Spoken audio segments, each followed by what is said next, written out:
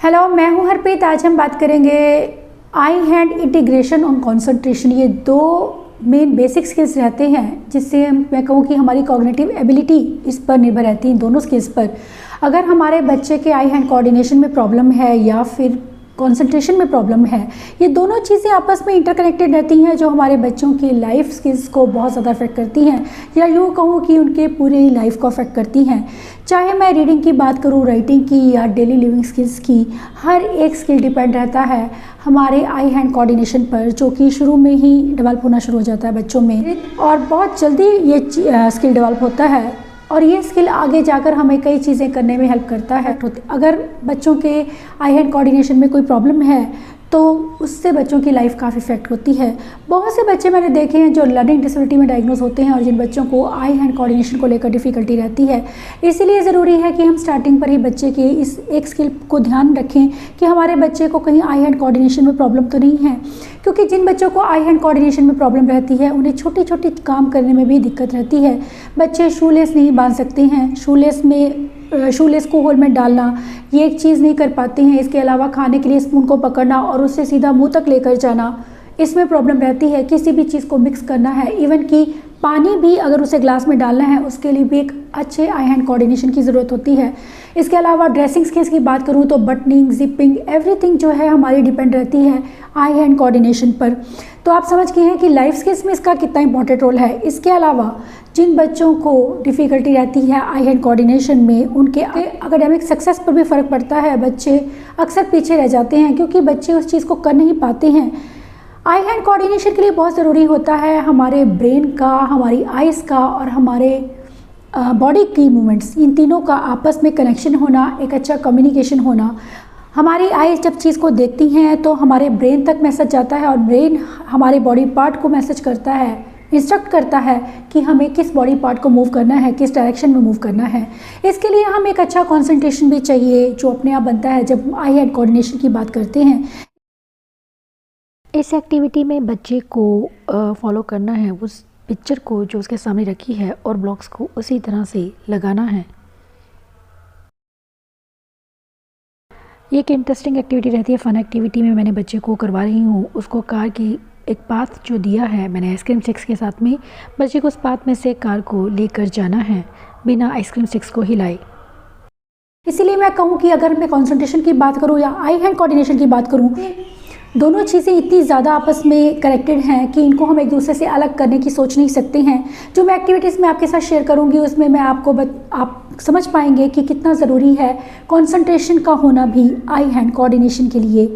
इसके अलावा आई hand coordination को जो दूसरी चीज़ अफेक्ट करती हैं वो रहते हैं हमारे gross motor skills. Gross motor skills का मतलब है कि हमें किसी चीज़ पर कहाँ तक जाना है, उस चीज़ तक पहुँचना। मान लीजिए मुझे किसी ने बोला कि वहाँ से बॉक्स ले आओ, बॉक्स में बुक पड़ी है उसको उठा लाओ, तो मुझे बॉक्स तक जाना है। जाने के लिए मैं अपने ग्रॉस मोटर स्किल्स को यूज़ कर रही हूँ। बॉक्स को खोलने के लिए मैं अपने शोल्डर को या मसल्स को, कोर मसल्स को यूज़ कर रही हूँ। इसके अलावा चीज़ को पिक करने के लिए मुझे फाइन मोटर स्किल्स की ज़रूरत है। उसे ढूंढने के लिए मुझे विजुअल स्कैनिंग की ज़रूरत है कि मुझे बुक कहाँ मिलेगी।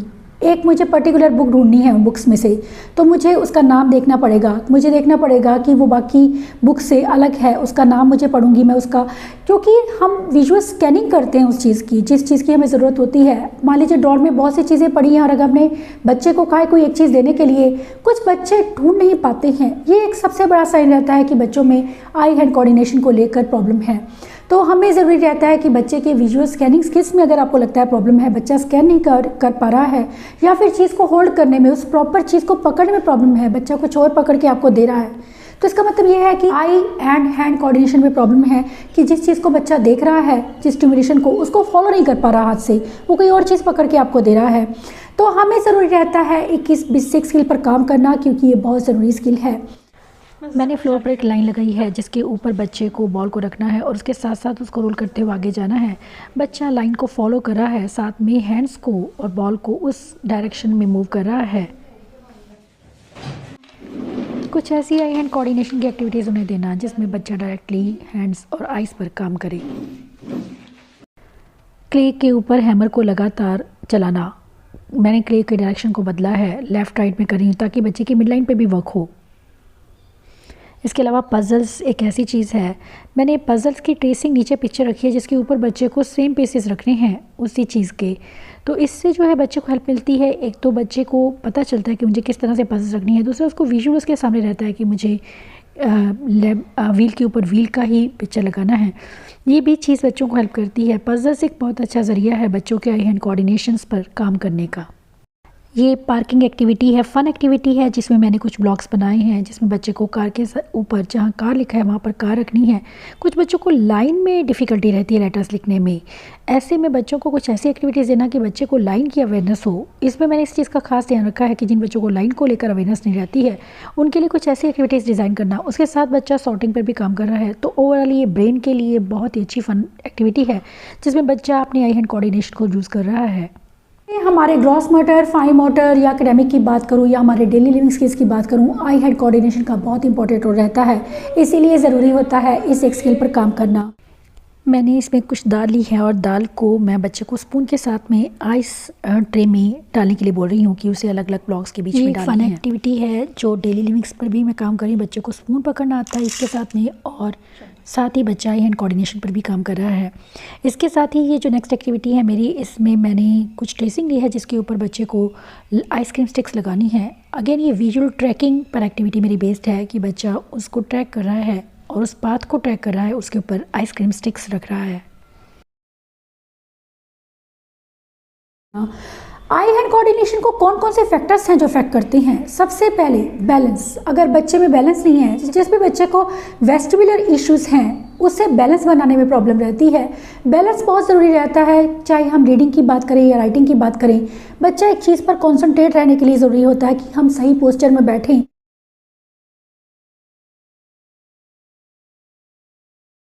इसमें बच्चे की विजुअल डिस्क्रिमिनेशन पर काम कर रही हूँ मैं। बच्चे को नंबर्स को 1 to 10 को ऑर्डर में लगा जॉइन करना है, बाकी नंबर्स को छोड़कर।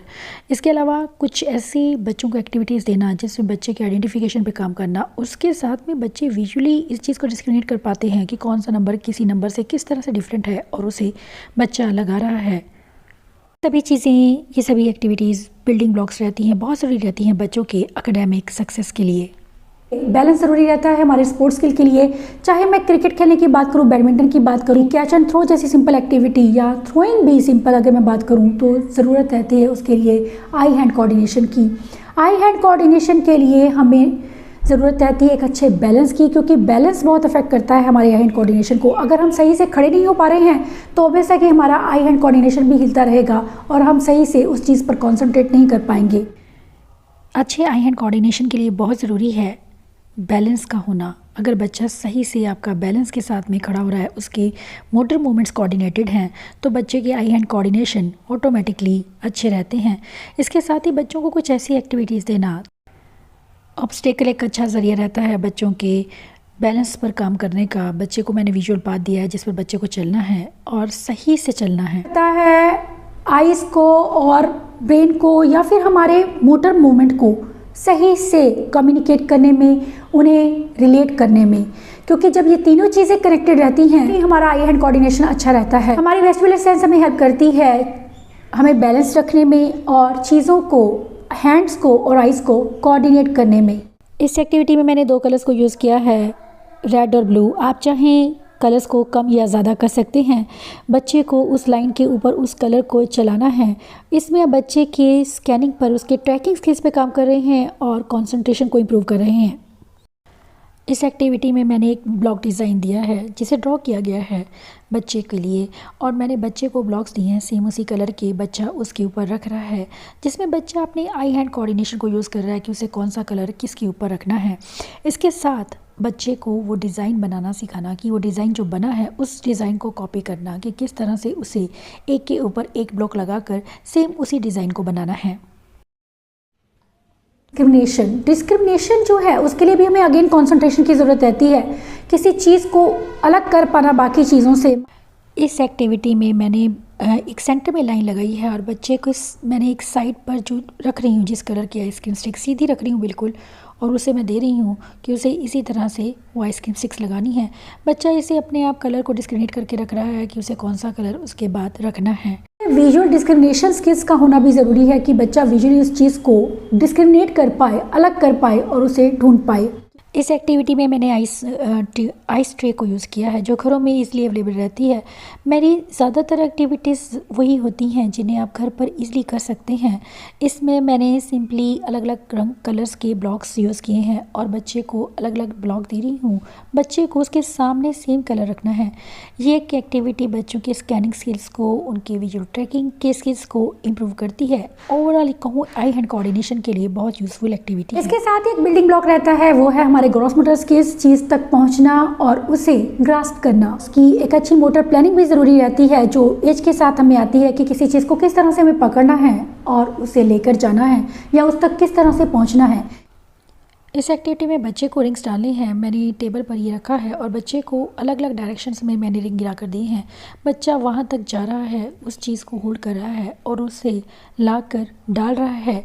ये एक चीज़ बच्चों को हेल्प करती है। बच्चा अलग अलग चीज़ों में को ढूंढ रहा है, स्कैनिंग पर काम करना उसकी, इसके साथ ही उसकी मोटर प्लानिंग पर काम करना कि बच्चा उस चीज़ तक पहुँचकर उस चीज़ को ला रहा है और उसे उसमें डाल रहा है। इसके लिए उसे फाइन मोटर स्किल्स की भी ज़रूरत रहती है, इसके साथ साथ ग्रॉस मोटर स्किल्स की भी। फाइन मोटर स्किल्स उसको होल्ड और ग्रास्प करने के लिए बैलून के साथ प्ले करना, जिसे हम बैलून टॉस भी कहते हैं, बैलून के साथ में प्ले करना में बच्चों के आई हैंड कोऑर्डिनेशन पर आप बहुत अच्छा वर्क करते हैं क्योंकि ये बहुत ही फन एक्टिविटी है, बच्चे इसे एंजॉय करते हैं।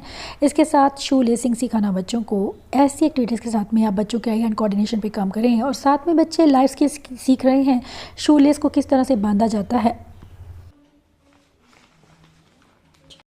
ये एक्टिविटी फ़न एक्टिविटी है जिसमें मैंने रैबिट को यूज़ किया है। रैबिट के माउथ में बच्चे को बॉल डालनी है रोल करके।